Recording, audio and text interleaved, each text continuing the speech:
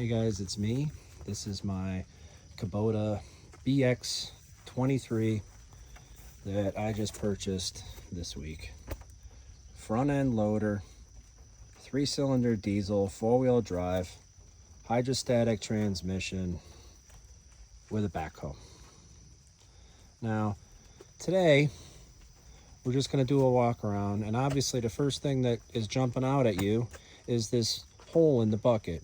Now, if you look at the position of the bucket, the way that I put it there, no water would be able to sit in that.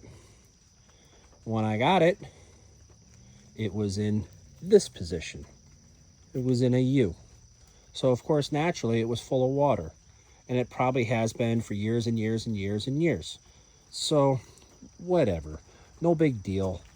I went online last night and I found a replacement bucket and a thumb.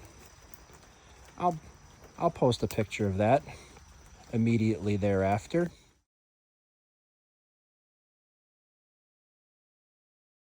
But, you know, everything works. The stabilizers got brand new feet on them. The rubber's decent. The chair is brand new. You know, yeah, we got to fix that, don't we? You learn something new every day. All right, well, there you go. I'm going to work on that immediately. And, you know, all the lights work. And she runs like a kitten. It's all good.